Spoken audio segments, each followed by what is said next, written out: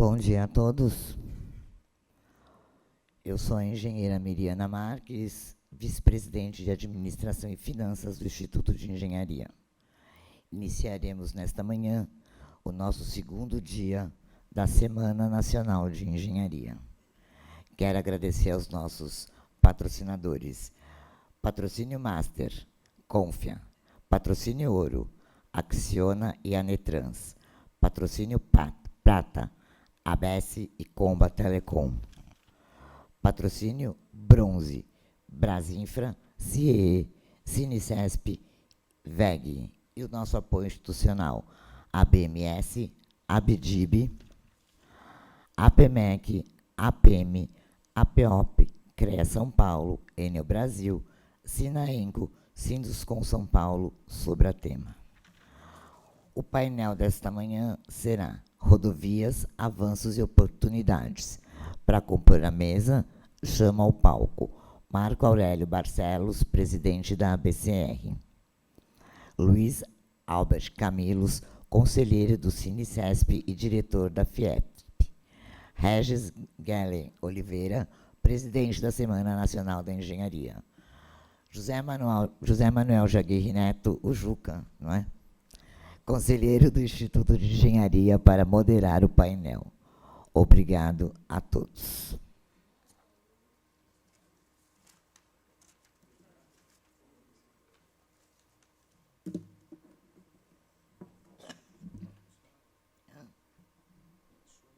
Você que está participando de eventos como esse, são frutos de parceria do Confeia, com os CREAs, com as nossas entidades ao redor de todo o país. Primeiro, seja muito bem-vindo. Saiba que essas iniciativas são prioridade dessa gestão. Levar conhecimento profissional, desenvolvimento, conexões e network é uma das nossas funções também. Espero que aproveitem, acompanhem nas nossas redes sociais tudo o que está acontecendo e nos cobrem para levar o que vocês precisam. Cobre os presidentes de CREA, cobre os nossos gestores. A gente está aqui para atender vocês. Grande abraço. A disponibilidade de infraestrutura é considerada uma condição essencial para o crescimento econômico de um país. No âmbito da estratégia econômica, o setor de transporte ocupa papel de destaque. No país, o modal de transporte predominante é o rodoviário. O custo com transporte para o setor produtivo é equivalente a 14,3% do PIB do Brasil. De acordo com o último levantamento do Departamento Nacional de Infraestrutura de Transportes, o Brasil possui um total de 1,72 milhões de quilômetros de rodovias, sendo que apenas 213,5 mil quilômetros são pavimentados. Da extensão pesquisada, as rodovias sob gestão pública apresentam algum tipo de deficiência em 77,1% de sua extensão, afetando diretamente a segurança dos usuários. Estima-se que para ações de adequação às deficiências encontradas nas rodovias sob gestão pública, o governo precisa investir aproximadamente 76 bilhões de reais. Já o setor portuário brasileiro, que é responsável por movimentar cerca de 80% do comércio exterior do país, o que representa um volume de cerca de 1,4 bilhões de toneladas de mercadorias por ano, tem uma necessidade crescente de manutenção dos portos devido à alta demanda pelo transporte de cargas e produtos por via marítima. Em frente a esse cenário, a Anetrans atua no sentido de preservar o interesse da sociedade, o investimento em planejamento e projetos de boa qualidade e atuando junto aos poderes executivo, legislativo e judiciário, no anseio de que a administração pública reconheça que a contratação de serviços de consultoria deve observar as melhores soluções com o devido cumprimento das normas técnicas e legais.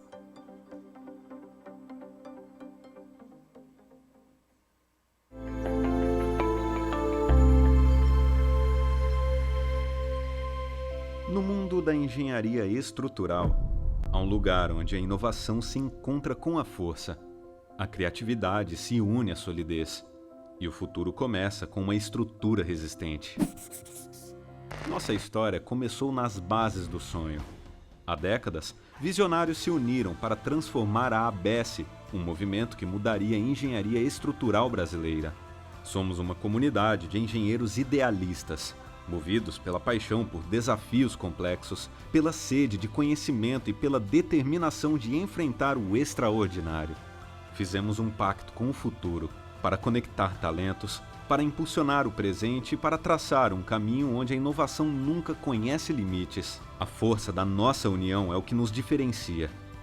É o compartilhamento de conhecimento, a colaboração e a paixão que nos tornam incomparáveis. Aqui, acreditamos que cada projeto de estrutura é uma peça vital, uma sustentação para os sonhos, as inovações e as conquistas. Nossos membros desfrutam de benefícios concretos, desde conhecimento de ponta até oportunidades de desenvolvimento que iluminam o caminho.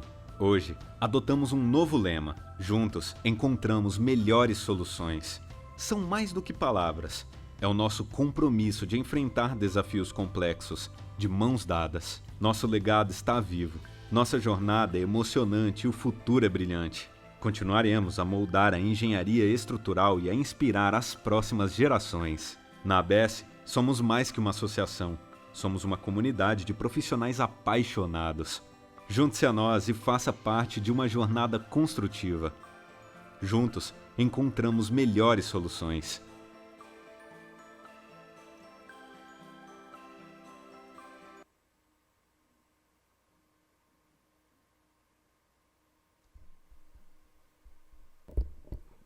Bom dia a todos da plateia e aqueles que nos assistem virtualmente, aos companheiros de mesa, o Luiz Marco Aurélio Barcelos, Luiz Camilos e o Regis. É um tema, rodovia, é uma coisa que sempre me apaixonou por mais de 40 anos, então estou muito feliz em estar hoje nessa mesa. E acho que, sem muitas delongas, vamos passar a palavra para o Marco Aurélio.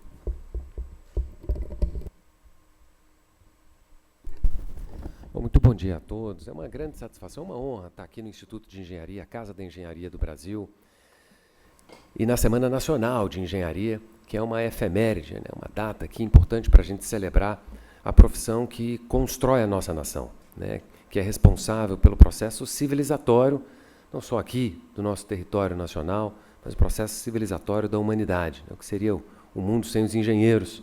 Essa é uma pergunta importante, porque quando a gente conjectura esse cenário, o mundo sem os engenheiros, a gente identificaria o caos.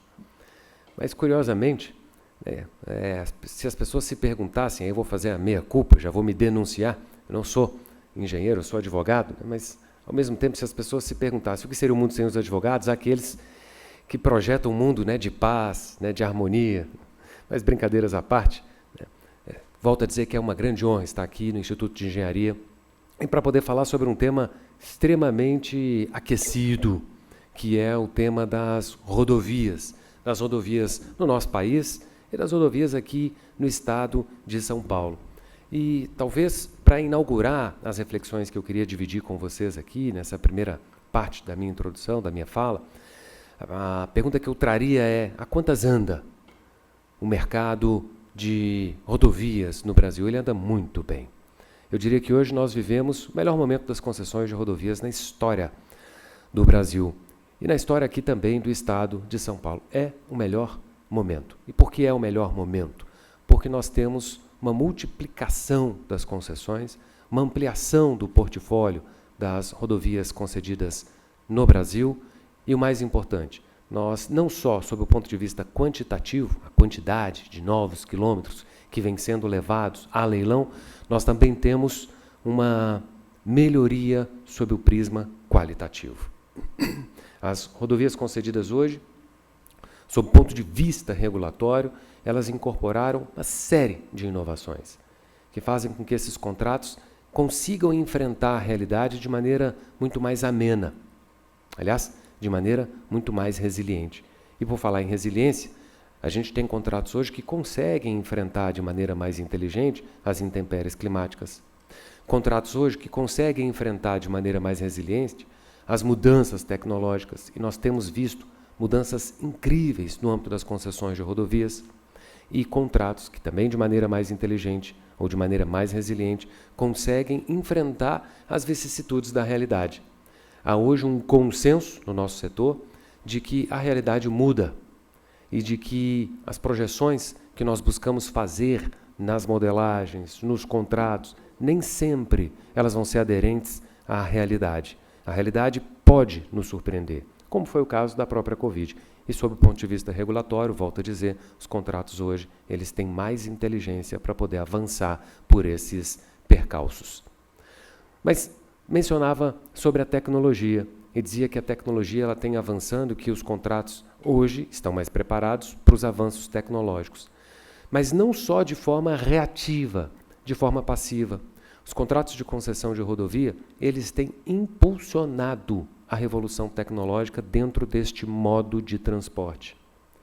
Comentava agora há pouco que há políticas, tanto aqui no estado de São Paulo, quanto no âmbito do governo federal, para a conectividade 100% nas nossas rodovias. Nós almejamos que, num curto espaço de tempo, todas as rodovias, pelo menos as rodovias sob concessão, estejam iluminadas por internet, de maneira que, nesse mesmo curto espaço de tempo, os nossos usuários eles olhem para trás e se perguntem como era possível. Como era possível trafegar numa rodovia sem ter conectividade, sem ter internet? Mas nós estamos fazendo um grande investimento hoje em segurança, segurança viária e segurança patrimonial.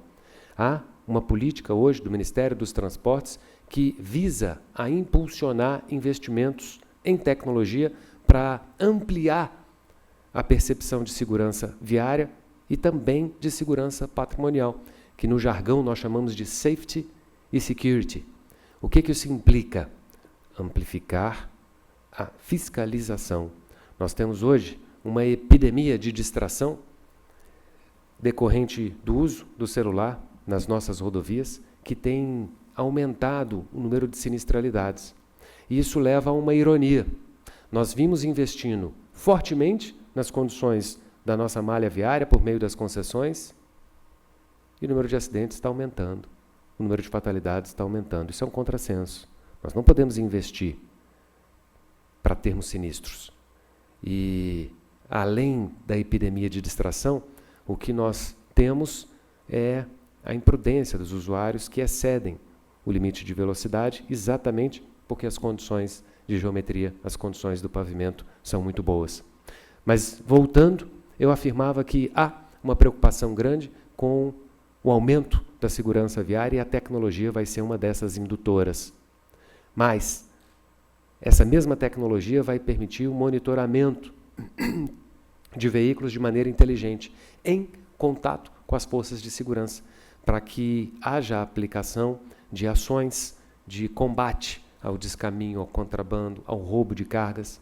Nós teremos, no curto espaço de tempo, em razão da tecnologia, em razão da capacidade de monitoramento, em razão de câmeras que já estão sendo utilizadas com inteligência artificial para viabilizar um corredor de segurança, um cinturão de segurança nas estradas brasileiras. E esse corredor, esse cinturão, será lastreado nas rodovias sob concessão. Então, eu dizia que nós vivemos um momento de ouro das políticas concessórias nas rodovias. Nós temos batido recorde sobre recorde. E o que é interessante, no ano passado, nós, pela primeira vez, ultrapassamos a casa dos 20 bilhões de investimentos de mobilização de capital no período de um ano, em 2024, na série histórica de todo o programa de concessão de rodovias. Mas nós temos batido recorde de leilões, nós temos batido recorde de participantes. Há todo um novo mercado se estruturando para dar conta da oferta de novos projetos em concessão de rodovias, inclusive empresas estrangeiras. Nós vimos movimentando,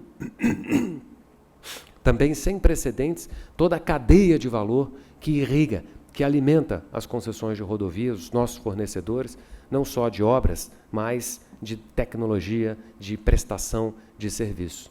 Então, esse é um ambiente muito propício, é um ambiente muito próspero. E essa é uma primeira mensagem que eu queria dividir com vocês. Eu produzi aqui, elaborei uma apresentação, muito obrigado, já está projetada aqui. São 4 slides rápidos que confirmam em números essa perspectiva que eu venho trazer aqui nessa minha fala inaugural. Este gráfico é um gráfico que particularmente eu gosto muito. Esse gráfico tem muita história. Esse gráfico permitiria que nós ficássemos 2 dias debruçados sobre ele para entender o movimento das concessões de rodovias. Mas esses são os dados reais, é um levantamento próprio aqui da BCR, e ele mostra o comportamento do tráfego. Excelente, obrigado. Ele mostra o comportamento do tráfego de veículos pesados nas rodovias concedidas desde os anos 2000. Então, eu tenho um programa de concessões inteiro projetado aqui nesse gráfico. Insisto, o recorte aqui foi veículos de carga. A gente eliminou aqui os veículos de passeio. Mas, importante, termos a projeção dos veículos de carga, porque eles conduzem a economia do Brasil. A economia do Brasil está aqui refletida nesse gráfico. Mas o que há de interessante por detrás desse gráfico? Ele mostra que nós alcançávamos um pico de demanda ali pelos anos de 2013 e 2014. E esses anos, 2013, 2012, 2014, foram anos de grande entusiasmo. A gente testemunhou naquele período, naquela época, um crescimento econômico muito expressivo. E eu gosto de citar, né, o que todos aqui se lembram, mas a capa da The Economist, com Cristo Redentor, né, subindo aos céus como um jato propulsor. Era este período. O que aconteceu na sequência? Nós experimentamos uma drástica queda no volume de tráfego de cargas no Brasil. Reflexo de quê? Das crises econômicas pelas quais passamos. E a crise econômica de 2016. 2016, 2015, 2016, trouxe para o nosso país uma crise de múltiplas dimensões. Uma crise econômica, está refletida aqui, uma crise política, em que nós tivemos um segundo impeachment de presidente da República, um mandato tampão com os seus percalços, com a retomada da credibilidade na agenda de infraestrutura por meio do PPI, algo germinal, algo inaugural, do qual colhemos frutos até hoje. E, adicionalmente a isso, uma crise de credibilidade, uma crise do setor de engenharia, proveniente, entre outros, dos efeitos da Lava Jato. Períodos difíceis que nós passamos. E tanto isso é verdade que nós seguimos com esse vale até agora. Até agora. De 2015, quando nós, ali em 2018, 2019, víamos, né, um refluxo do movimento econômico, fomos acometidos por uma pandemia. E a pandemia trouxe os seus efeitos nos vales novos que temos aqui de forma incisiva. Resumo desse gráfico. Nós demoramos 10 anos para voltar no patamar de 2015. 10 anos, uma década perdida. Mas qual é a boa notícia? Estamos nos recuperando.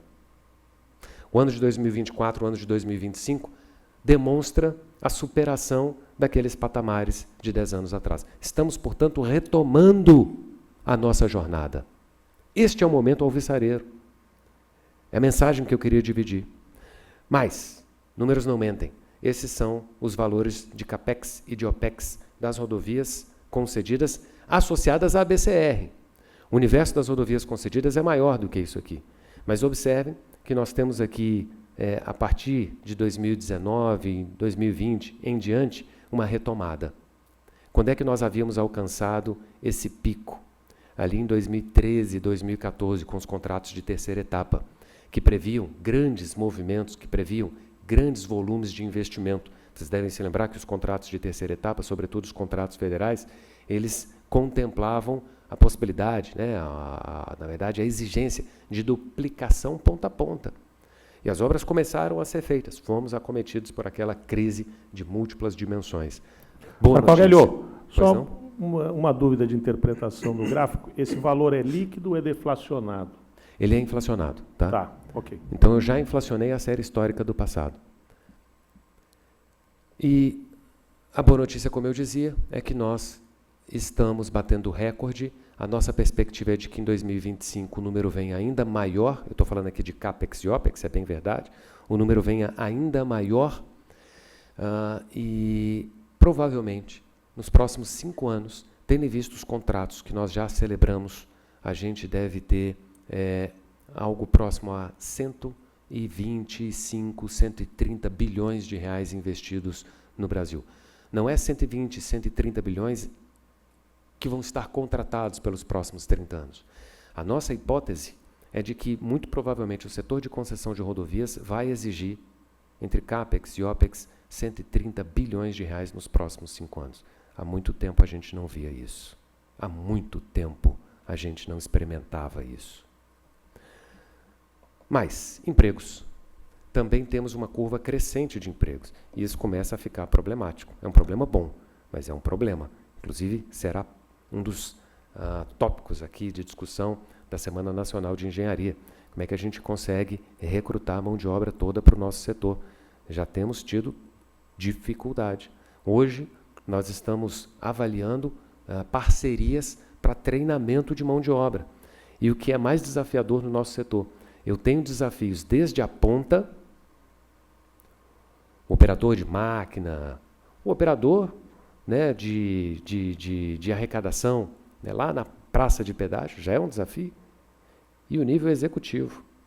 A gente tem testemunhado no nosso setor, em razão do ingresso de novos entrantes, né, a dança das cadeiras, né, o rouba-monte, né, o executivo de um que pega o de outro, tem gerado até um certo melindre, aí, mas enfim, faz parte do mercado. Esse é um problema bom, mas é um problema. Mas eu não quero falar do lado negativo, eu quero falar do lado positivo. A gente tem vivido um bom momento. E para fechar, aqui eu trago o ciclo de leilões só de 2025. A nossa previsão é 20 leilões realizados neste ano, que é um recorde histórico. Nunca fizemos isso. Nunca alcançamos esse número. E para o ano que vem, provavelmente, a gente vai orbitar próximo a esse quantitativo, entre 15, eventualmente, mais 20 leilões em 2026.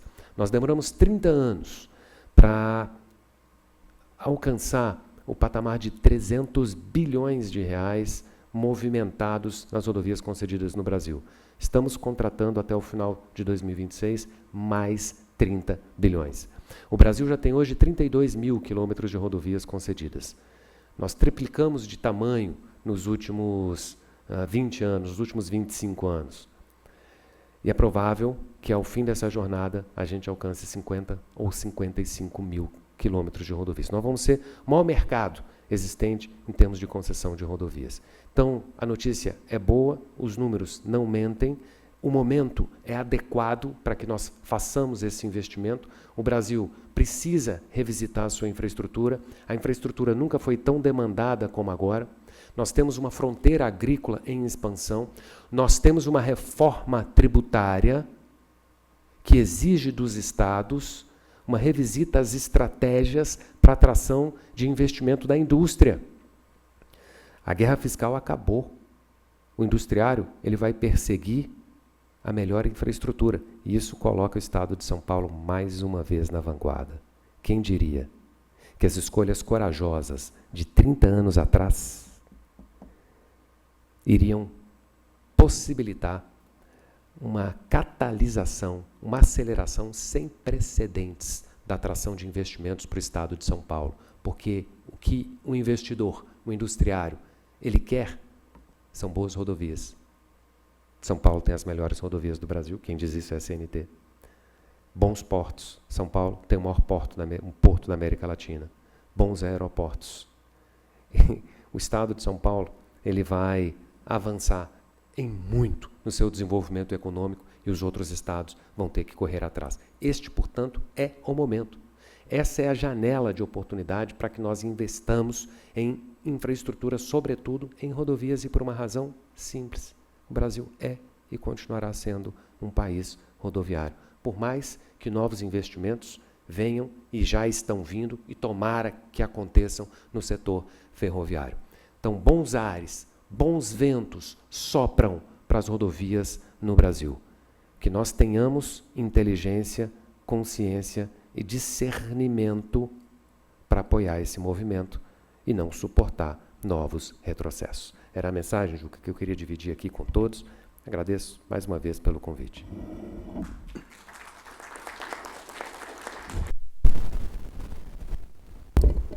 Agora vamos ouvir o Luiz Camilo, que vai falar um pouco do cenário de rodovias no estado de São Paulo.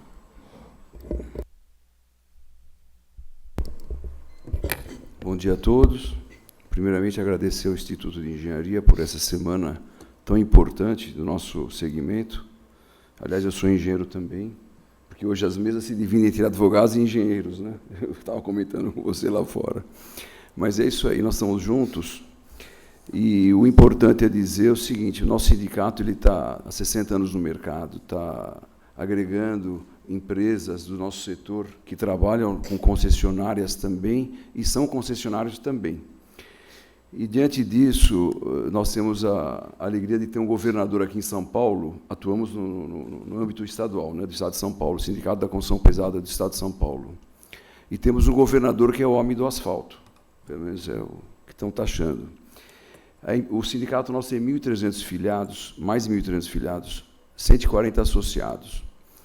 Agrega as empresas de pequeno, médio e grande porte. Aliás, passamos por tudo esses últimos 15 anos, o Lava Jato e tudo mais, empresas diminuíram, outras aumentaram, mas o setor continua sobrevivendo e sobrevivendo bem e melhorando, com algumas deficiências, como o Marco Aurélio disse, hoje a mão de obra está complicada, algumas outras técnicas que precisamos melhorar um pouco mais a nossa tecnologia em execução de obras, que estamos nos aprimorando. As empresas são de ponta no mundo inteiro.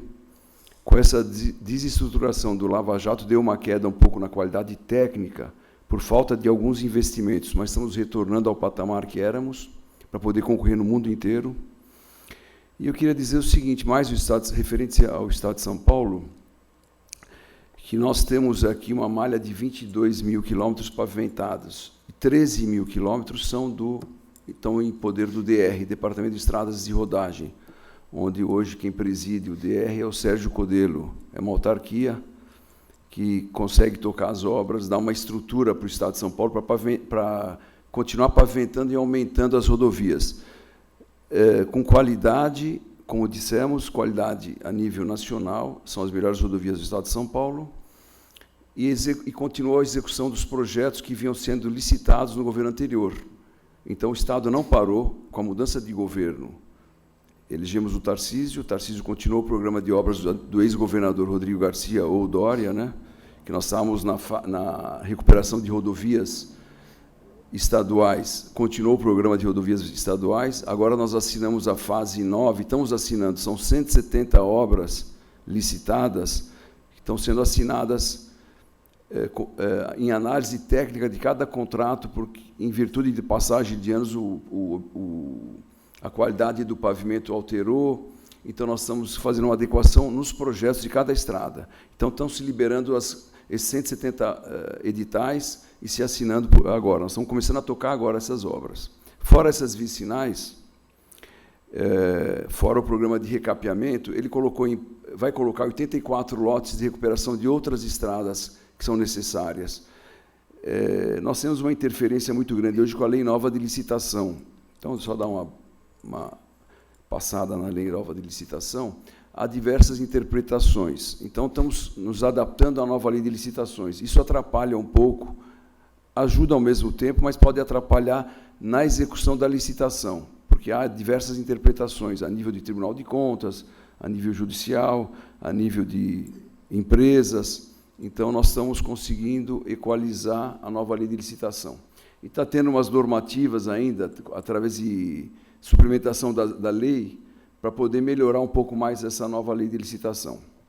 Então, isso atrasa um pouco o processo de licitação que o governador quer tocar. Aqui no Estado de São Paulo, nós temos em andamento, hoje, esses 170 obras de vicinais, esses 84 lotes de recapeamento que vão ser licitados, e mais 4 obras grandes que estão se usando recursos do BID, uma contrapartida do Estado de $200 milhões e 400 milhões do BID, aproximadamente isso. Daria 600 milhões de dólares, né, que daria mais ou menos 3 bilhões e 600. Isso vai ser utilizado, já temos as rodovias que vão ser licitadas, né, que seria 425, lá em Presidente Prudente, 3 lotes. 123 Campos do Jordão, vai recuperar a estrada de Campos do Jordão, a SP 123, vai recuperar e implantar terceiras faixas, acostamento, ciclovia embaixo, rodovia inteligente. A 222, que ela sai lá da BR-116, em direção ao litoral de São Paulo, extremo sul de São Paulo, e volta para a SP-222, vão ser 2 lotes. É uma estrada muito importante, que hoje é uma estrada quase que uma vicinal, vai ser duplicada, não duplicada, vai ser implantada terceira pista e fazer os acostamentos. Ela vai e volta para a BR-116. E é isso que nós temos de obras novas para serem executadas. Agora está em análise novas vicinais também, que eu tenho aqui, que eu vou passar para vocês.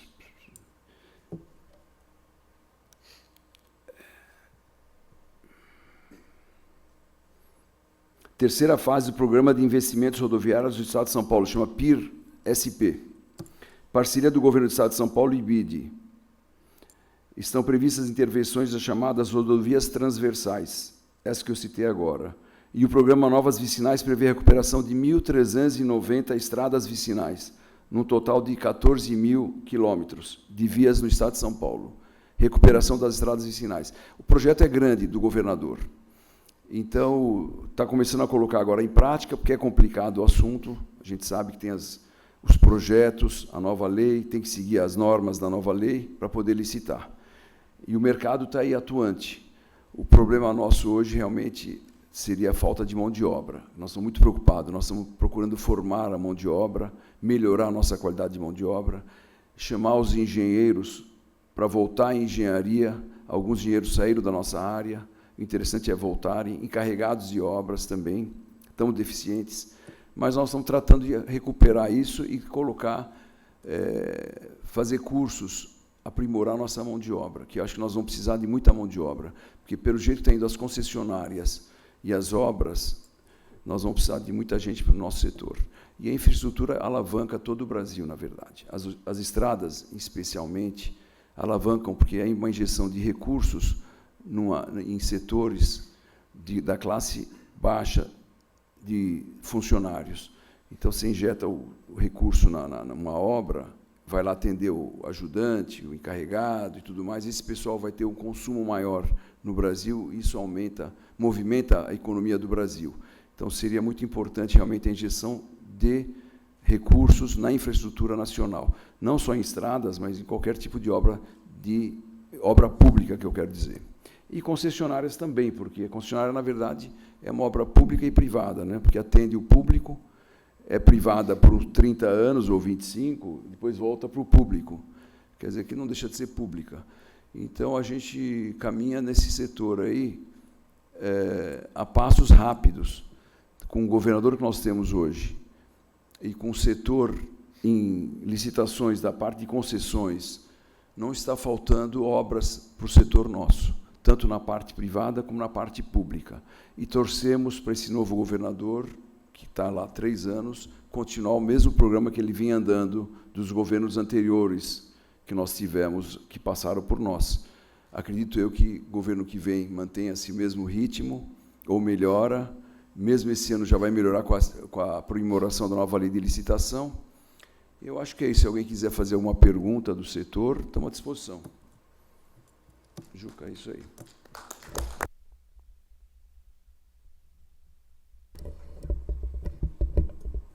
Eu anotei 3 itens aqui para fazer uma provocação aos 2 palestrantes. Uma questão da reforma tributária, como é que vocês estão encarando? A questão de resiliência climática, que acaba afetando projeto, execução de obras. E, como vocês já falaram, sobre a escassez de mão de obra, tanto qualificada como a de engenheiros, que é o que mais nos aperta aqui. Eu até fiz outro dia teve uma reportagem que saiu, que a CNI estima um déficit de 75 mil engenheiros no país. E até uma questão para o Marco Aurélio, o boom de concessões acabou provocando a escassez de mão de obra, tanto qualificada como não qualificada. Então, eu gostaria assim, de provocar vocês sobre esses 3 assuntos.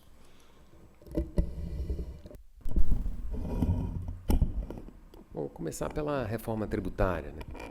A gente perdeu o bonde da história. Por que a gente perdeu o bonde da história? Porque a gente poderia evitar trazer para o âmbito dos contratos de concessão os impactos da reforma tributária. Todos sabemos que a reforma tributária ela trará o incremento da alíquota que hoje se paga. E nós já temos algumas simulações no âmbito das concessões de rodovias que podem levar a um incremento de 11%, 12%, 15% sobre a alíquota efetiva que é dispendida ou que incide sobre as concessões de rodovias. E aí não tem jeito. Isso é fato do príncipe. A legislação, a própria Lei Complementar 214, que regulamenta a emenda constitucional que trouxe a reforma tributária, estipula que esse aumento de alíquota ele tem de ser absorvido, ele tem de ser reequilibrado. Pelo menos isso. Mas por que eu dizia que nós perdemos o bonde da história? Porque na tramitação da PEC, da reforma tributária, em algum momento, nós, o setor de concessão de rodovias, junto com o setor de saneamento, fomos eleitos para se beneficiar, para se valer do regime especial de tributação. O que significava o regime especial de tributação? Ele abria a possibilidade de nós modularmos essas alíquotas, inclusive reduzindo-as, e no limite, eliminando essas alíquotas. E aí uns e outros certamente pensariam, então o setor não quer pagar impostos. Eu não quero que o usuário pague o imposto, porque quem paga o imposto é o usuário. Todo imposto está embutido na tarifa. E qual é a repercussão? Qual é a reverberação, o impacto dos impostos hoje, ouviram bem? Hoje, sem ainda os efeitos da reforma tributária. Qual é o impacto dos tributos diretos sobre a tarifa que o usuário paga? De 25% a 30%. 25% a 30% do que é cobrado na praça de pedágio volta para o Tesouro. E todos hão de convir que isso gera uma certa insatisfação.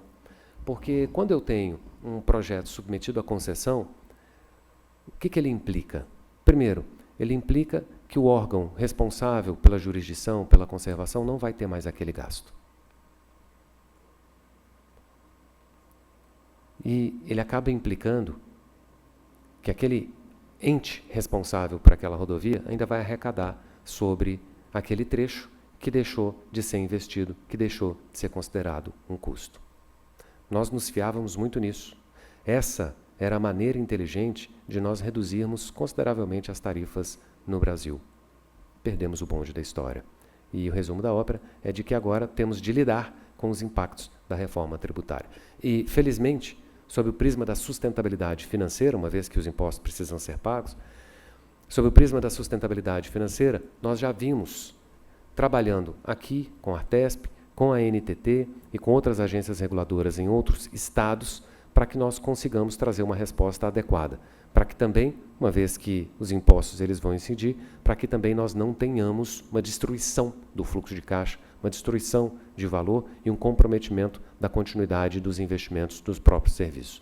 Então, eu diria que, dado o que temos para hoje, nós estamos ventilando soluções para a absorção dos impactos da reforma tributária. E o outro ponto, julga que você provoca, que é a resiliência climática, também vivemos uma nova condição. Nós não tínhamos, o histórico das concessões nos revela isso, nós não tínhamos, com a quantidade que temos hoje, intercorrências climáticas que geravam tantos danos à infraestrutura rodoviária e, o que é pior, à vida daqueles que usam a infraestrutura rodoviária. Os eventos têm sido mais recorrentes e mais intensivos. Alguma coisa precisa ser feita. Por quê? Porque senão nós vamos jogar fora dinheiro. Nós vamos investir com os recursos dos usuários na melhoria da infraestrutura para cada ciclo de 2 anos vir uma inundação e lamber tudo. Os contratos precisam ser mais resilientes. Nós precisamos, portanto, trabalhar com inteligência para detectar pontos críticos, para detectar zonas de maior incidência, de acordo com o levantamento estatístico, que hoje a gente consegue fazer isso, para reforçar as soluções de engenharia para tais trechos. Boas notícias, já temos isso hoje. Nós já temos, a BCR fez um levantamento, fez um estudo, já entregamos para o Ministério dos Transportes, estamos em vias de formalizar a entrega desse estudo aqui para a Artesp, em que nós detectamos mais de 40 trechos no âmbito federal e mais de 40 trechos aqui no âmbito do Estado de São Paulo que precisam de intervenções de engenharia urgentes, sob pena de se destruírem em razão das intempéries climáticas que podem acontecer. A nossa engenharia precisa trazer uma solução, tanto sob o ponto de vista reativo, mas quanto sob o ponto de vista preditivo, sob o ponto de vista de resiliência. Então, já estamos nos antecipando a essas discussões e construindo monitoramento, construindo inteligência, análises para viabilizar uma política de investimento que permita que as nossas rodovias elas possam sobreviver a esses eventos imprevistos e extraordinários. E, por fim, sobre a mão de obra. Esse é um problema que eu dizia que é um bom problema, mas segue sendo um problema. Nós precisamos reestimular os nossos engenheiros. O desafio de reestimular lá nas faculdades de engenharia as pessoas a se formarem nos cursos de engenharia voltadas para a infraestrutura é que isso ainda leva algum tempo. Isso ainda vai levar 5, 6 anos e a gente precisa de engenheiros agora. Na realidade, nós precisamos pensar no médio e no longo prazo, mas também precisamos pensar no curto prazo. E uma das iniciativas, como o Luiz e o Juca mencionaram aqui, que está ao nosso alcance é resgatar os nossos engenheiros dos outros setores, do mercado financeiro, que acabou absorvendo grandes mentes. Essas mentes precisam estar de volta para a infraestrutura. E um passo que é fácil e que a gente precisa iniciar é reverberar essa incrível demanda. É reverberar o desafio apaixonante que existe hoje em relação à nossa infraestrutura. Nós estamos para viver, em razão das rodovias, em razão do saneamento, em razão da mobilidade, em razão da construção civil, que tudo indica que com a queda da taxa de juros, oxalá ela aconteça no curto espaço de tempo, venha a se retomar, nós vamos viver um boom que há muito tempo a gente não vivia. Eu estimo que nós vamos viver algo próximo àquilo que vivemos na década de 70. Nós não conseguimos, vou falar pelo meu setor, nós não conseguimos sequer nominar, dar nome para o cenário que nós vamos experimentar nos próximos 10 anos. Nós vamos ter 8 a 10 anos no setor rodoviário de CAPEX intensivo. Só nos próximos 5 anos, eu dizia, são 130 bilhões de reais. Nós não sabemos o que é isso. A última vez em que tivemos um super ciclo de infraestrutura, muitos de nós ou não éramos nascidos ou não estávamos ainda no mercado profissional. Então, o horizonte, ele é muito otimista, mas ele é muito desafiador. É um tsunami para o surfista. Se ele pegar essa onda, vai ser a onda da vida, mas ele corre o risco de morrer. Então, nós temos muita consciência de todos esses desafios e dessas demandas, e todos os setores de infraestrutura, concessionárias, setor público, setores não só de transportes, e a engenharia brasileira precisam se mobilizar para dar conta dessa incrível onda que pode mudar a história das nossas vidas.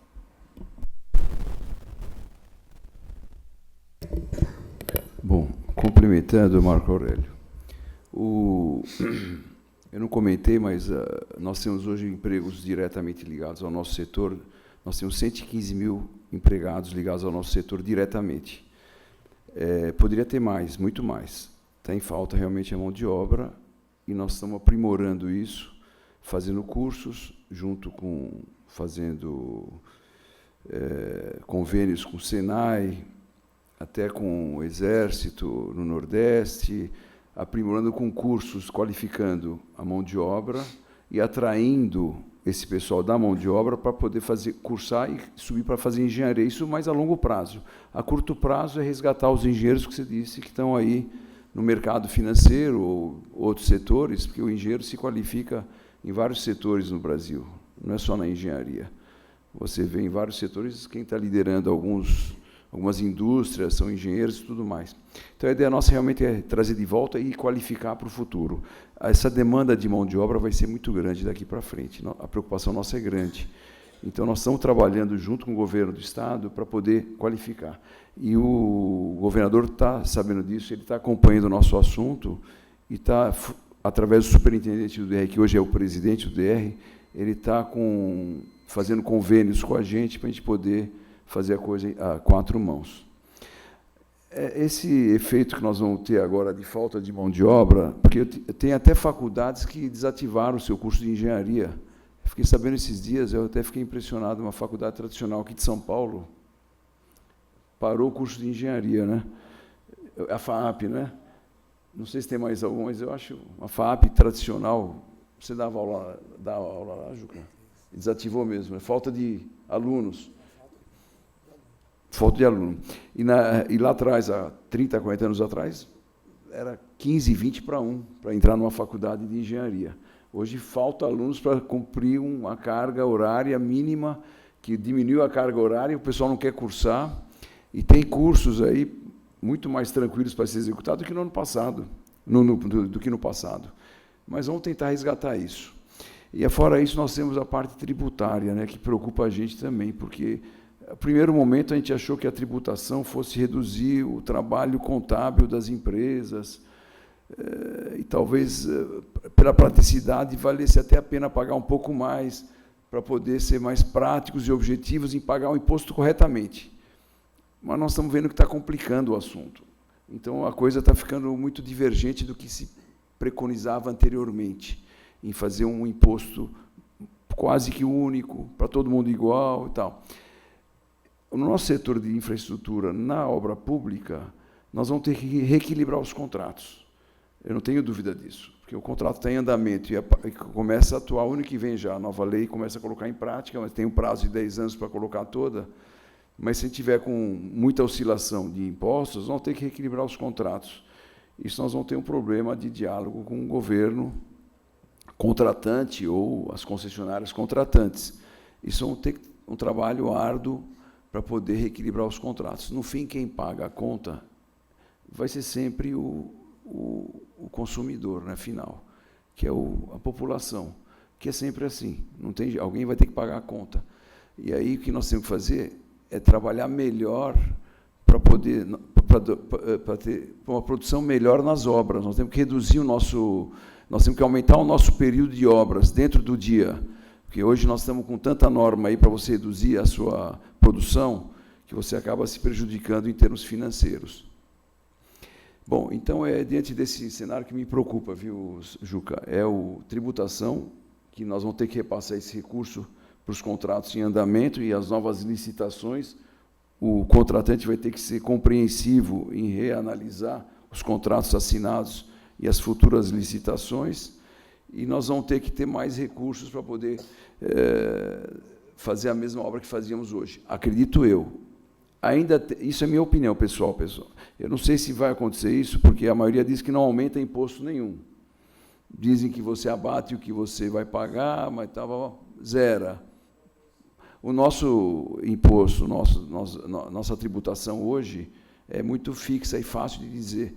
Hoje, no lucro real, a gente paga 34% do lucro. Pagar mais que isso, pessoal. 34% do lucro, uma empresa que está no lucro real hoje, se ela ganhar R$1, ela paga 34 centavos desse real. Você imagina ter um lucro numa empresa hoje, é difícil. Então, com essa nova lei, acreditamos que melhore. Não sei. A torcida é para melhoras. Vamos esperar para pôr em prática. É isso que eu tenho a dizer. Ô Marco Aurélio, eu queria falar, essa é uma curiosidade minha aqui. A Artesp promove aquelas reuniões participativas nos moldes da NTT? Juca, agora sim, né? Finalmente a gente tem uma regulamentação em termos de governança da Artesp que permite que para temas, para novas regulamentações, para alterações de normas e de contratos, a gente possa convocar a sociedade como um todo, não só as concessionárias, mas, né, o público em geral, para poder participar e trazer as suas opiniões, as suas visões. E o problema climático, ele entra como reequilíbrio? Depende. Há várias formas de você enfrentar, viu, Juca, a questão do problema climático. O que o Ministério tem feito hoje? A Artesp ainda não fez, mas eu acho que pode ser uma boa oportunidade. O que o Ministério tem feito hoje? Ele criou uma política, né, de sustentabilidade que prevê a possibilidade de uma verba incremental nos contratos. O que significa isso? De você garantir até 2% da receita das concessionárias para fazer frente a novos investimentos ou a políticas de transição, a políticas de adaptação, né, climática. E como é que esses 2% eles vão irrigar? Como é que vão ser criados 2%, um bolsão de 2% de recursos para fazer frente a esses investimentos? Isso pode advir de eventual aumento na tarifa, mas eu estou falando do aumento de 1%, ele é marginal, em alguns casos ele sequer é perceptível para o usuário, ou os demais mecanismos de acomodação do contrato. No âmbito federal, a gente tem a previsão das contas vinculadas, em que as concessionárias, quando elas ganham o leilão, elas têm que fazer depósitos grandes de recursos nessa conta. Então, aqueles valores eles também poderiam ser utilizados para isso. Como a gente não tem esse mesmo mecanismo aqui em São Paulo, né, o que há, né, pagamento de outorga, ou o próprio poder público poderia se incumbir disso, né, de garantir essas verbas via indenização ou via aporte, ou a gente também estaria falando de um eventual incremento da tarifa para poder absorver esses novos investimentos. Antes de passar para as perguntas da plateia, eu queria ouvir um pouco o Regis também. Eu queria fazer a colocação em relação a essa questão da mão de obra. Na Semana Nacional da Engenharia do ano passado, nós fizemos um debate aqui que reuniu reitores das universidades e o CIEE, e sob esse ângulo da formação da mão de obra, do ensino, acabou, a partir desse debate que nós tivemos aqui, surgindo um movimento que reuniu aí as principais universidades, está sendo articulado pelo CIEE e aí com participação do Instituto de Engenharia, no sentido de identificar quais os problemas que estão afetando o interesse do jovem pelo ensino de engenharia, né, e quais as providências que poderiam ser tomadas no setor, considerando esse panorama que vem sendo colocado pelos diversos setores da necessidade de um incremento na formação aí dos engenheiros. O CIE contratou uma pesquisa bastante detalhada com alunos do ensino médio. Foi feita uma pesquisa local com mais de 1.000 alunos e foram identificados alguns pontos de atratividade e de negatividade da engenharia, né? E um dos pontos principais está muito ligado com essa questão do pessoal de hoje ter uma imagem negativa em relação à matemática, ao ensino muito exato da engenharia, né? E uma preferência hoje do jovem por profissões que são mais, que exigem mais a criatividade, uma profissão que seja mais ligada à área mais próxima da tecnologia, enfim. E aí também está se fazendo uma reflexão dentro das universidades de como tem sido feito o ensino, porque você também conversando aqui no Instituto, a gente tem realizado aí diversos podcasts, o nosso Visão da Engenharia, a gente traz diversas figuras aqui para conversar dos vários setores, todo mundo coloca essa questão da formação da mão de obra, do engenheiro, mas o que acaba também se identificando quando a gente ouve o mercado é que também o ensino da engenharia ele não está preparando o aluno, o ensino tradicional, na forma como hoje o mercado necessitaria também. Então, a gente tem diversos aspectos aí para serem ponderados. Até na semana passada aí, também nós acabamos nos aproximando aí também no Cinecom, conversei aí com o Laurito também sobre essa questão da gente trabalhar em conjunto, que está sendo formado um grupo também junto com a Abdib, assim, para trabalhar, né? Eu acho que está todo mundo meio engajado nisso daí.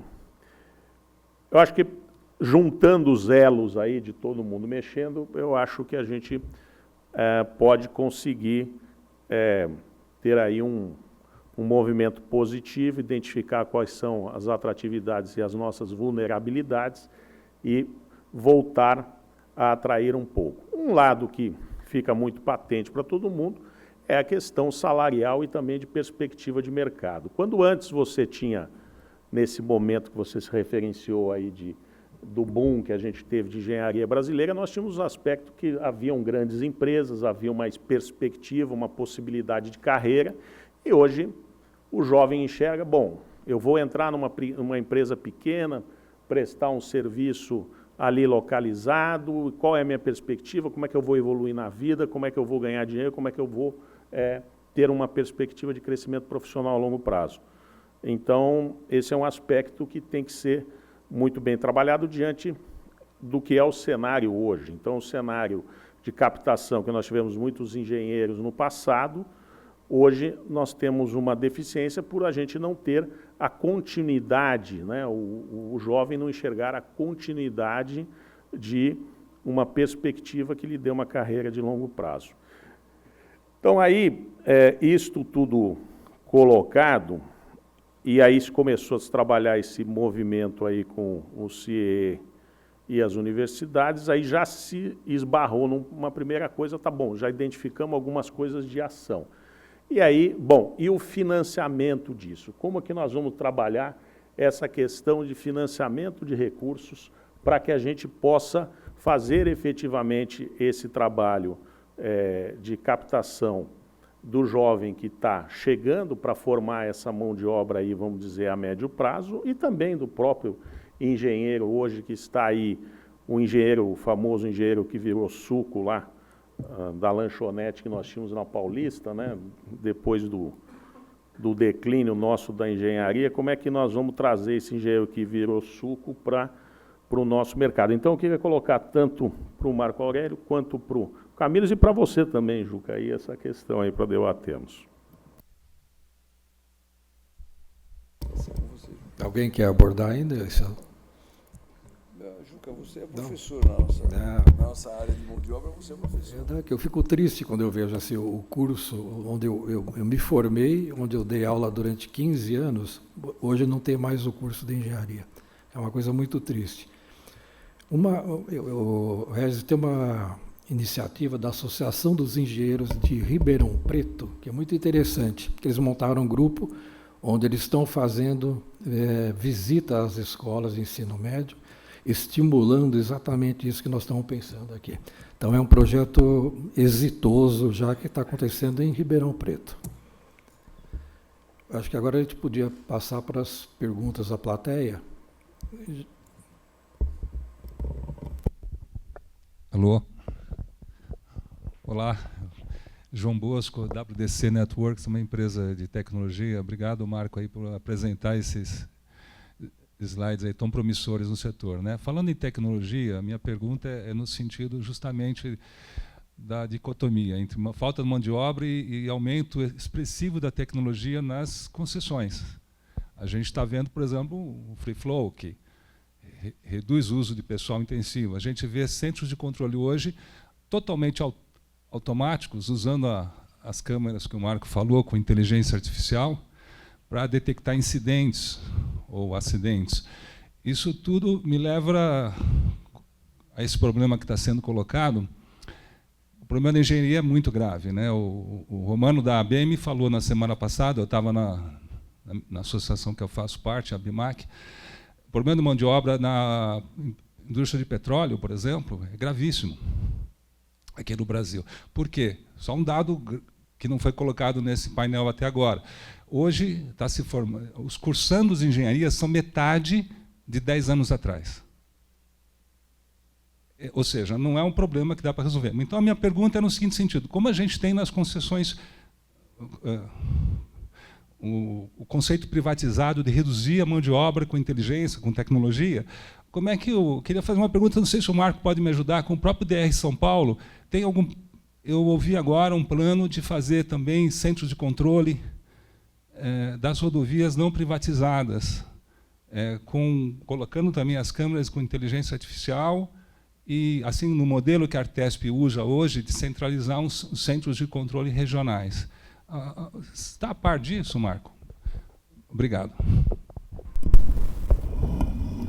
Sobre o CCO público, vou deixar para o Camilo aqui, para o Luiz responder, mas sobre a tecnologia, é uma tendência, ela veio para ficar, e que papel cumpre a tecnologia? Né, de eficientização dos recursos como um todo, né, das concessões. Mas ela não necessariamente, João, implica redução da mão de obra. Eu troco o perfil, o padrão da minha mão de obra. Né? No caso do Free Flow, as pessoas dizem que a concessionária vai gastar muito menos, porque ela vai ter menos arrecadadores nas praças de pedágio. Mas se esquecem de que eu tenho um back-office, né? De que eu tenho os validadores.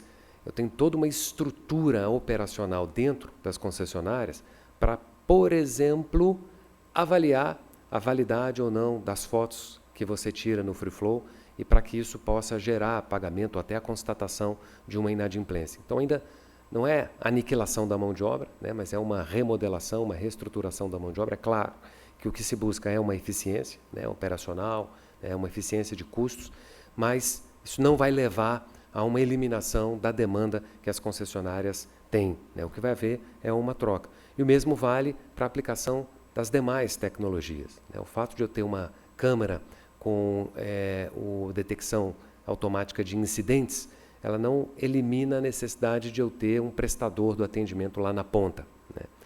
O fato, no entanto, é de que eu consigo recrutar a mão de obra disponível naquele momento de maneira mais eficiente, de maneira mais inteligente, reduzindo, por exemplo, o tempo de atendimento do próprio usuário. Né? O usuário, ele eventualmente não tem que pegar o telefone, ligar para a concessionária, né? O call center da concessionária, e dizer, olha, estou com um problema do pneu. Não, nós já vimos.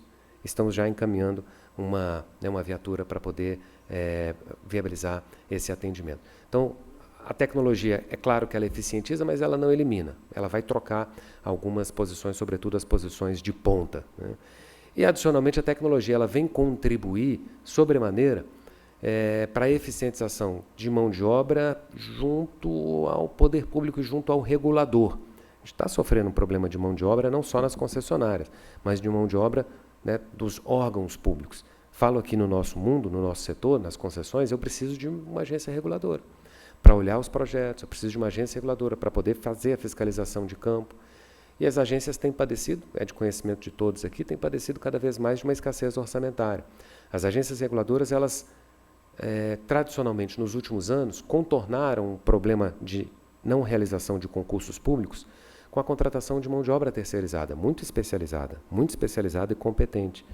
Esse ano, nós tivemos a descontratação dessa mão de obra. Então, eram as pessoas que colocavam a mão na massa para fazer a aprovação dos projetos, eram as pessoas que também realizavam o monitoramento e a aferição em campo da fiscalização, que é importante para o âmbito das concessões, e nós estamos desguarnecidos. A tecnologia pode ajudar na medida em que ela acelere os processos de aprovação de projetos, na medida em que ela permita um monitoramento automático, né, com câmeras, por exemplo, que desafoguem, né, a necessidade de o fiscal estar ali no campo com a reguinha. Né, se você tem metodologias que são automatizadas, isso contorna e endereça o problema orçamentário das agências reguladoras. Então, a tecnologia ela veio para ficar, ela é muito exigida, mas ela não vai ser a solução, a bala de prata para o problema da escassez de mão de obra, porque mão de obra ainda vai continuar sendo uma grande demanda. Posso complementar aqui, então? Vai reduzir um pouco a escassez, mas não complementa, porque, por outro lado, aumenta a parte de controle do operacional do sistema eletrônico também. Mas a mão de obra mesmo do executor de obra não está mudando muito. Não estamos conseguindo reduzir, mesmo com equipamentos novos e melhoria de produção e tudo mais. Né? Vai precisar, e estão precisando dos engenheiros e tudo mais, a cadeia toda. Agora, você perguntou das rodovias inteligentes, o DR está com muita vontade de começar a trabalhar com isso, tanto é que nessa licitação que eu disse da SP123, Rodovia de Campos do Jordão, já está sendo implementada uma rodovia inteligente, para diminuir justamente isso. O monitoramento da rodovia vai ser tudo digital, eletrônico, com câmeras, e a necessidade de atendimento vai ser automática. Então, essa é a primeira rodovia que ele está licitando dessa maneira. E outras mais virão. A ideia dele, nesses 4 projetos em licitação, já colocar tudo isso. Na 1, 2, 3 já está em licitação, viu? Já está em processo de licitação, já foi entregue as propostas, eu acho que mais 1, 2 meses deve estar assinando o contrato, aí se der tudo certo. Então, essa vai ser a primeira rodovia inteligente que o DR quer fazer, que o Sérgio Cordeiro, presidente do DR, quis colocar. Mas nós estamos torcendo para que dê certo, viu? Porque reduz realmente o pessoal, reduz um pouco a mão de obra, mas não vai desafogar a nossa mão de obra operacional. Operacional que eu falo é a execução da obra em si. Nós precisamos realmente formar a nossa turma, precisamos incentivar o engenheiro a formar os seus filhos, a passar isso de geração para geração. Na sua obra, o encarregado subir para uma formação técnica, melhorar o nosso setor, incentivá-los a trazer. Nós temos associados no sindicato que propuseram até o aumento de salário acima das normas para poder trazer o pessoal de volta. Alguns falavam, mas é um absurdo, temos que chamar a atenção para trazer esse pessoal de volta, não está fácil, viu? E formar novos, nós vamos levar uma boa década aí para poder ter mais gente qualificada, principalmente os engenheiros, pessoal, porque o engenheiro realmente ele acaba formando a mão de obra dele dentro da obra. Nós precisamos, primeiramente, é o engenheiro. Depois, por ordem, na minha época lá atrás, a gente tocava muita obra com encarregado, se exigia poucos engenheiros. Um engenheiro tocava 2, 3 obras, porque não tinha engenheiro, realmente, eram poucas faculdades. Hoje nós temos excesso de faculdade e poucos formandos, porque era difícil ingressar numa faculdade de engenharia, era concorrido. Então, o pessoal ia cursar lá fora de São Paulo, era complicado, tínhamos 3, 4 faculdades aqui, né? Hoje temos as faculdades que estão fechando as portas, não podemos deixar acontecer, eu acho. E, para incentivá-los, eu acho que, além do salário, nós temos que dar um trabalho um pouco mais digno para ele se prestigiar no seu trabalho, na sua função. Porque realizar uma obra, ou executar uma obra, um resultado de divulgação da obra desse engenheiro, é importante para ele se colocar no mercado e se qualificar pessoalmente. Eu torço por isso, nós estamos trabalhando para isso, em conjunto com os órgãos públicos, para melhorar esse setor. É o que eu posso dizer. Agora, rodovias inteligentes reduz um pouco, mas não vai resolver o nosso problema, não é a bala de prata, como disse o nosso Marco Aurélio. É isso que eu queria dizer. Bom dia a todos. Meu nome é Felipe Couto, eu sou proprietário da Direção Engenharia, empresa mineira. Nós temos muito problemas com essas questões de mão de obra, não só de engenheiros, né, laboratoristas, topógrafos, todos os setores têm essa dificuldade. E eu sempre fiquei imaginando por que nas licitações não vem, talvez como critério de desempate ou até pontuação, você ter estagiários, você ter incentivos para os engenheiros tendo pós-graduado, porque a gente vê pontuação já de engenheiro já pós-graduado, engenheiro já mestrado, que provavelmente não vai ser o engenheiro que vai estar lá na obra, porque ele é mais acadêmico, não é muito de campo, então existe muito disso hoje em dia, né? É uma realidade muito grande, as exigências são muito grandes e não tem profissional capacitado para atender todas as exigências do Brasil. Então, eu acho que é muito bom a gente ter essas exigências, porque estimula o mercado a procurar isso, mas também a gente tem que saber que talvez um passo maior que a nossa perna está sendo dado, porque a gente sabe desse problema real do Brasil. Então, por que a gente não puxa um pouquinho para trás e estimula as empresas ganhando pontuações ou critério de desempate, estimulando o próprio funcionário a estar ali se graduando, pós-graduando, colocando estagiários dentro da obra para poder, né, diversificar. Hoje a gente tem aí as modalidades EAD que pode influenciar, pode ajudar nesse modelo. Então, eu acho que não chega nem a ser uma pergunta, é mais uma ideia que eu tenho na minha cabeça, que eu venho trabalhando isso muito junto com a Netrans. A gente sempre tenta trabalhar bastante nesse quesito aí, porque é uma dor de todas as empresas, é uma dor de todos os órgãos, é uma dor geral aí da infraestrutura nacional, né? É bem-vinda a ideia, viu? Porque o apagão de mão de obra, você não reequilibra o seu contrato uma vez você contratado, você não pode dar desculpa que você reduziu a sua produção por falta de mão de obra. Então, na verdade, a exigência no edital poderia ter sido colocado. É uma ideia interessante para a gente começar a pensar também e começar a colocar isso em prática, porque hoje exige-se a contratação do deficiente, ou tem algumas normas que a gente é obrigado a contratar, mas poderia ser obrigação de contratação também de mão de obra técnica, para poder qualificar, para poder participar, porque o apagão de mão de obra não reequilibra contrato nenhum. As intempéries, tudo bem, teve problema, pode mexer no contrato, aditar ali, porque piorou a situação da obra, mas faltou mão de obra, você vai lá dar desculpa para o executivo, olha, pessoal, eu estou sem rasteleiro, sem operador de motoniveladora, eu preciso prorrogar meu contrato, é multa. Então, tem que se exigir no edital realmente a qualificação. Uma delas é o laboratorista, que está dificílimo. Eu atuo nessa área e a gente está complicado na situação de mão de obra no geral. E o laboratorista é muito difícil. A gente não deixa perder o que nós temos de bom, ele se desdobra para tocar várias obras. Agora, o engenheiro, hoje, é obrigatório ficar cada engenheiro numa obra. Hoje, a norma do DR é essa. E não quer que coloquem engenheiros, parentes dos empresários, donos das empresas. Quer que coloca um engenheiro que fique no campo. Então, está exigindo mais engenheiros ainda hoje. Antes, você tinha obras regionais, vamos lá, numa região lá que tem 2, 3 obras, um engenheiro poderia tocar um responsável técnico e um preposto em cada obra. Hoje está exigindo um responsável técnico e preposto para cada obra, aqui no estado de São Paulo, estou dizendo. Então, está precisando de mais mão de obra.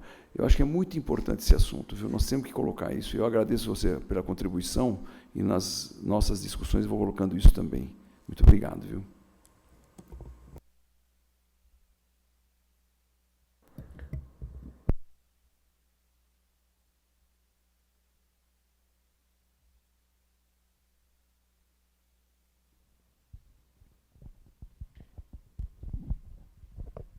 Bom dia, me chamo Leandro.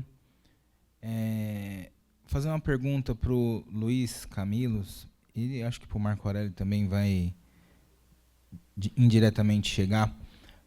Muito se falou em investimentos em tecnologia nas rodovias, muito se falou em investimentos pesados, principalmente do governo do Estado de São Paulo, nas pavimentações. E eu acho que dentro da infraestrutura rodoviária, as concessionárias elas têm uma cobrança por parte da Artesp, né, em função das manutenções de obras de artes especiais. Pouco se falou nisso. Eu acho que é muito importante, dentro da engenharia rodoviária, as nossas obras de artes especiais. O município de São Paulo investiu bastante dinheiro, bastante grana, pesada mesmo, no monitoramento e intervenções para a recuperação das obras de arte especial. E quando aconteceu um episódio, o Luiz deve lembrar, lá da ponte em Piraju, na SP-270, que foi uma obra que foi para a mídia, ali eu falei, agora o DR vem com um plano pesado de manutenção de obras de artes especiais. E não aconteceu, né? Então a gente fica um pouco preocupado.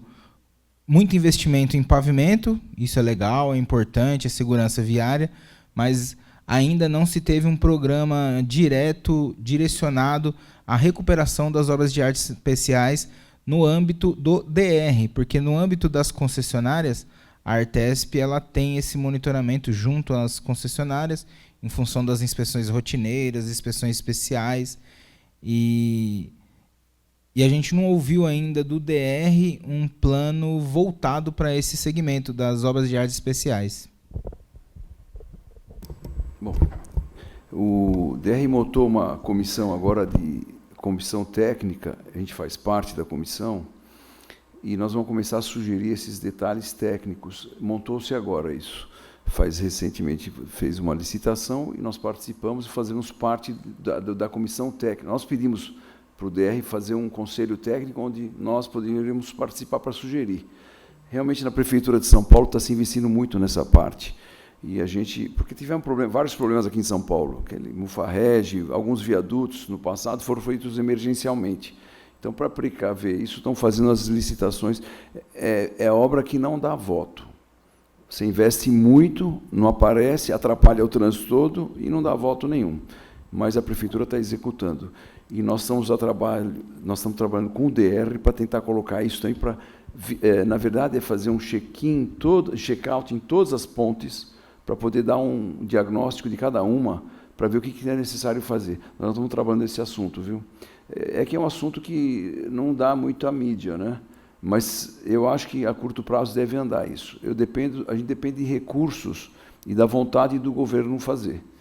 Nós vamos sugerir, estamos sugerindo, viu, na comissão técnica nossa, a recuperação dos viadutos que forem necessários. Mas tem que fazer, primeiro, dar uma analisada um por um. Essa de Piraju que você falou, por exemplo, não precisava ter esperado acontecer. Agora, essa da Ponte Pêssego no litoral, ela está no projeto agora de fazer já vai licitar ela, está no edital aí de conservação. Vocês têm acompanhado isso?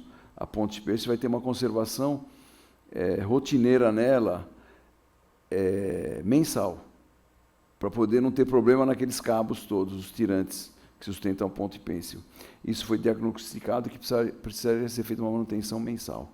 Então, nós vamos ter que fazer isso em todas as pontes do Estado de São Paulo. Mas eu acho que esse assunto foi bem levantado, mas politicamente não é interessante para ninguém, porque não mostra serviço, mas tecnicamente tem que ser feito, para não perder, porque nós vamos perder uma ponte ou um viaduto, hoje reconstruir um novo, fora o trânsito, o problema nosso de locomoção de uma cidade para outra, e fora o recurso.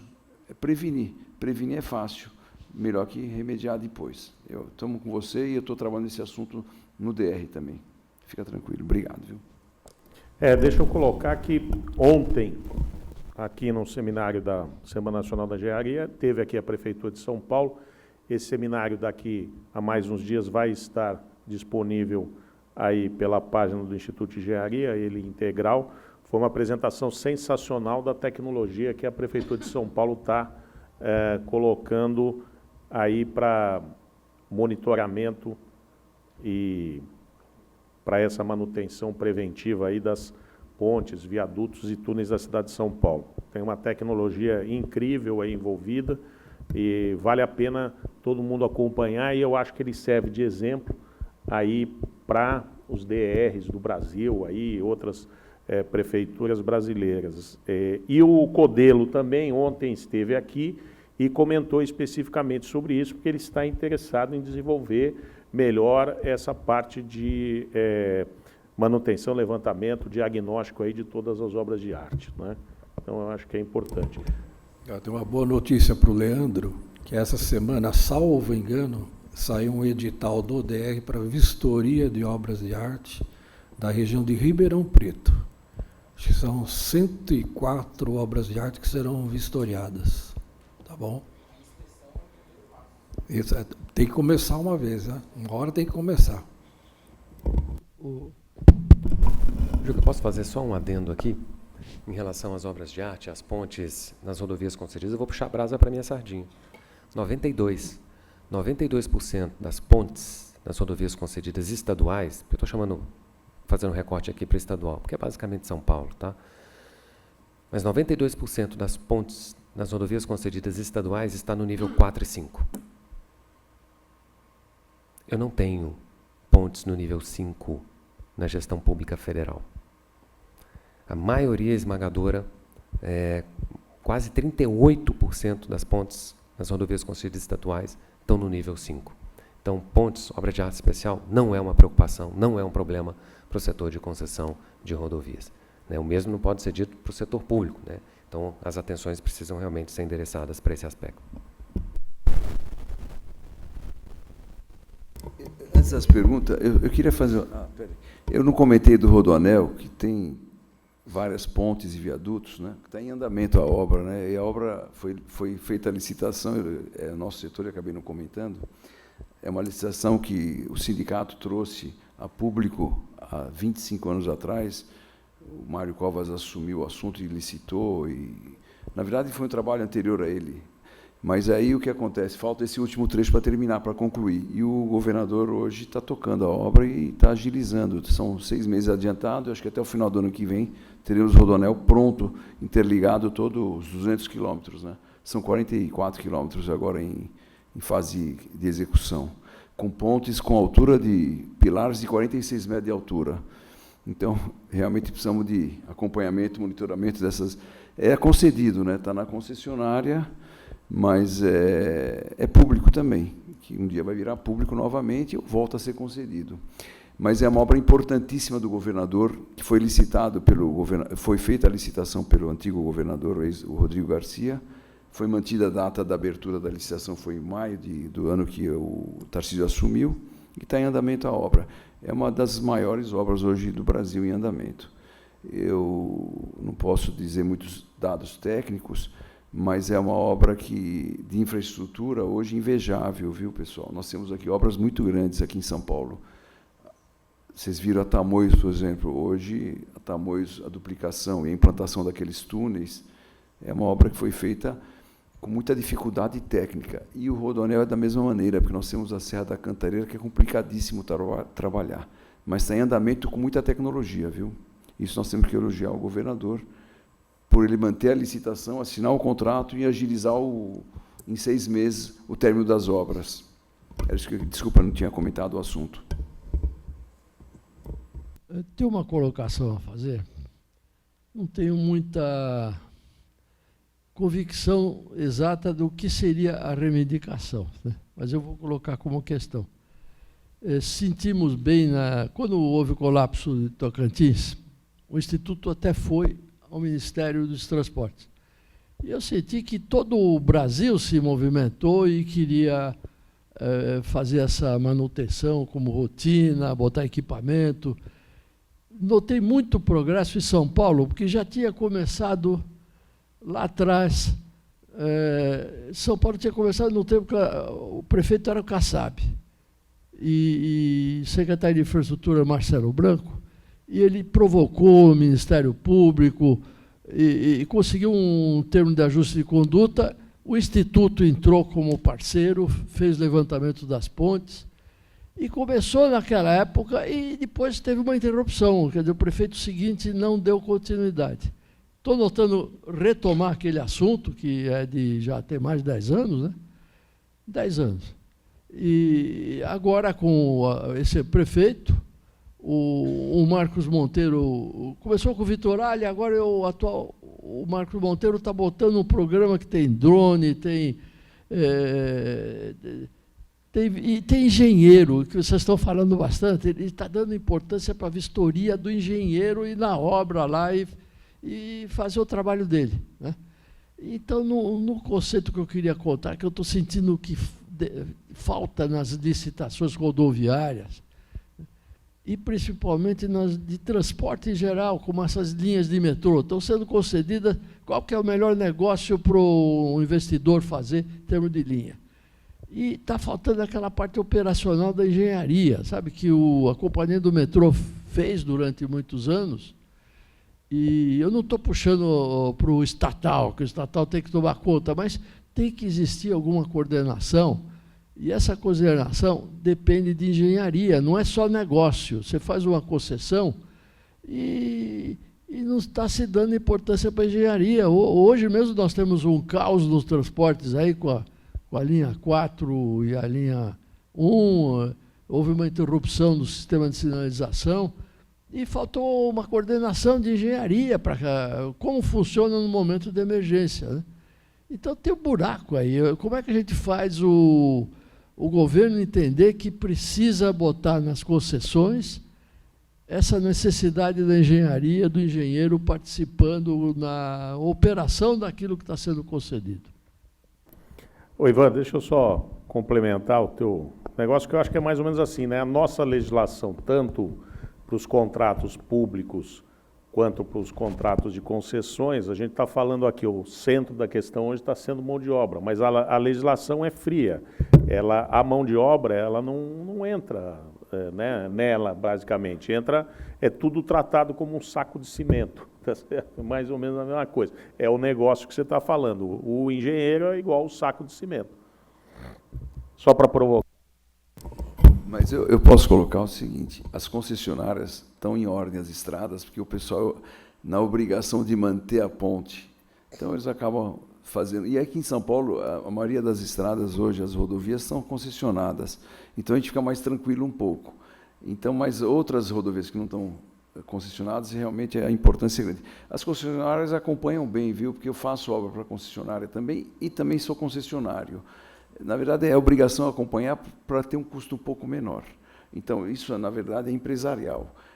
Você ganha uma concessão, você tem que atender a rodovia para aguentar aquilo e suportar aqueles 30 anos dignamente. E, quem sabe, renovar por mais 30. Então, o pessoal faz... Eu acho que estão usando muito a engenharia dentro das concessionárias. Eu acompanho isso. Agora, dentro dos órgãos públicos, depende do secretário. Senta aqui o Marcos Monteiro e está recuperando as pontes. Podia sentar aqui um outro qualquer e falar, olha, não vou mexer com isso, não me dá voto, eu vou recapear as ruas só e canalizar rios, e outro não quer fazer nada. Chega um Maluf aqui e vai fazer Singapura, e vai fazer tudo quanto é obra. Então, é complicado, é meio político o assunto, mas... Nós, como técnicos, nós temos que insistir nesse político, no secretário. O Marcos Monteiro, ele é professor, conhece a área, e ele colocou da cabeça dele isso. E nós estamos fazendo esse trabalho com o Sérgio, junto com o Sérgio, para colocar nas rodovias estaduais, sem ser as concessionadas.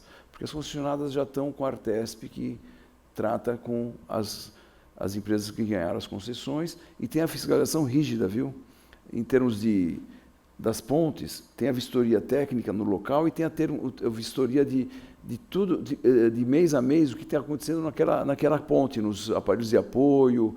Isso eu tenho visto, viu? Não estou vendo problema, porque faço obra para a concessionária e estão atendendo bem. Acredito eu, não sei, o Marco Aurélio pode falar um pouco melhor, que é a sua área, Marco, por favor. Não, mas é isso, né? A parte de engenharia é muito forte dentro das concessionárias, né? A diretoria de engenharia, geralmente, é uma diretoria muito forte dentro das concessionárias, né? Porque ela é quem garante o funcionamento, quem garante a rigidez do contrato. E as agências reguladoras, também por seu turno, são muito rígidas nessa parte de fiscalização.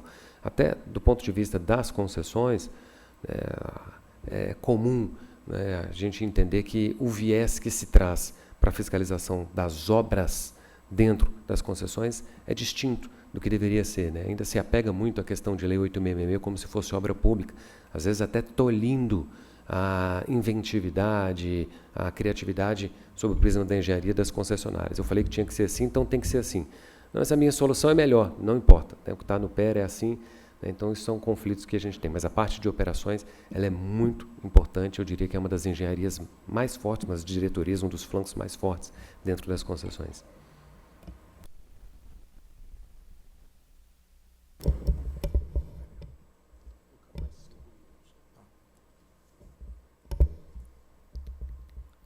A palavra o Laurito, e nós temos mais 5 minutos ainda para a questão das perguntas.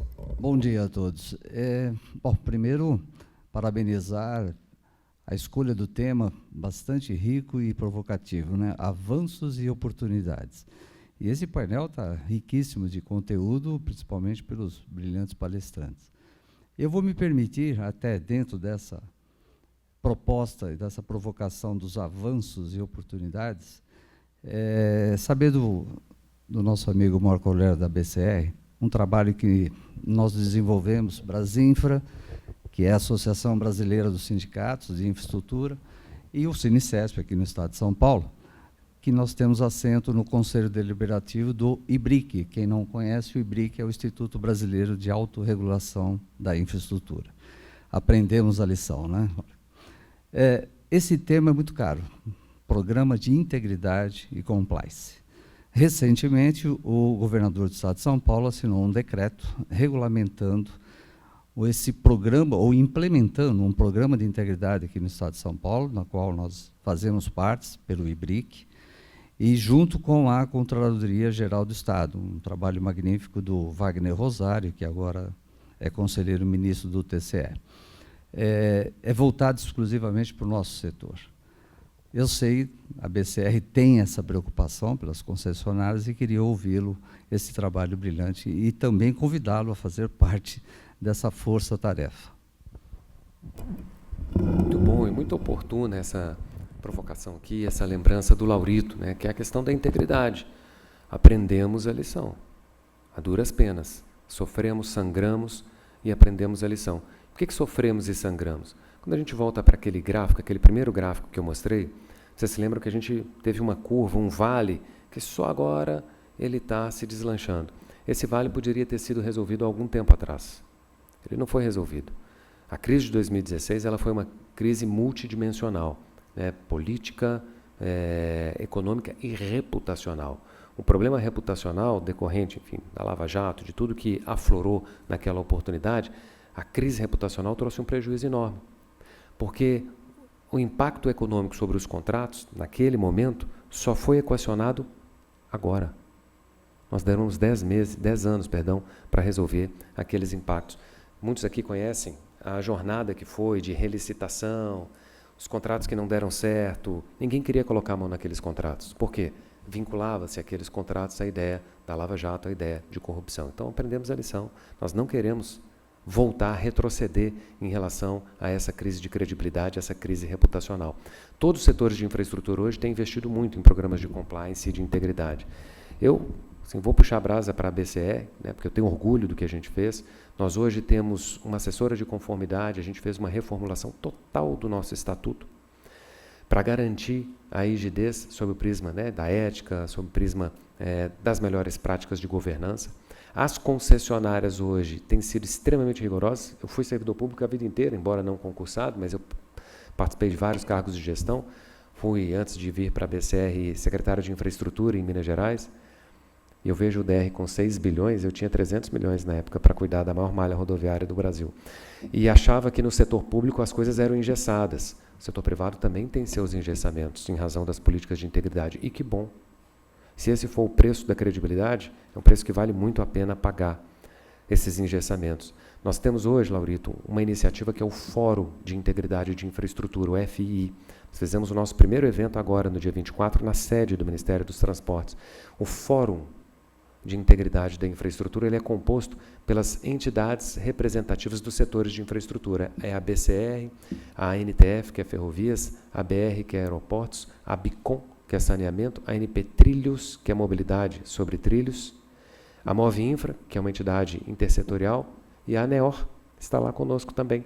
Nós temos metas de integridade, nós fazemos treinamentos, nós propomos para todas essas entidades, para todos esses setores, reformulações nos seus estatutos de governança para garantir essa conquista reputacional que envolve a integridade. E as concessionárias hoje, Luiz sabe bem disso, para contratar fornecedores, exige, algumas concessionárias, né, eu diria que as que têm mais avanço, integridade, motivo, eco-rodovias, exigem da cadeia de valor que também tenham demonstrações de aderência a programas de integridade. Atualmente, na BCR, a gente vem pensando, é uma ideia muito germinal, não sei se ela vai dar certo ou não, mas a gente está imaginando aqui criar uma categoria de assinantes da BCR. Essas associadas são só para as concessionárias de rodovias, e para que alguém venha a se tornar assinante da BCR, a gente vai demandar que haja a adesão a alguns preceitos de integridade, para que haja a irradiação e a construção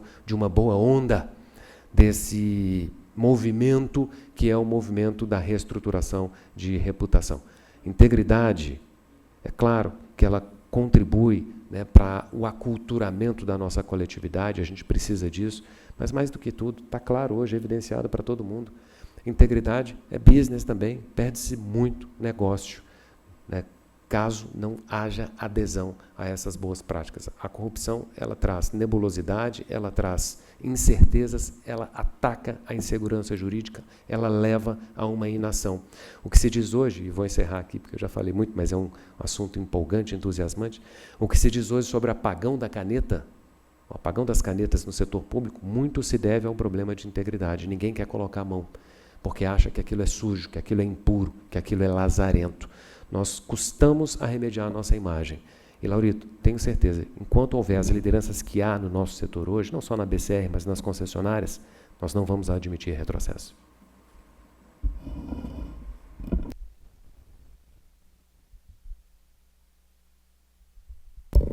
Cumprindo rigorosamente com o horário, estamos encerrando esse painel. Obrigado à presença de todos.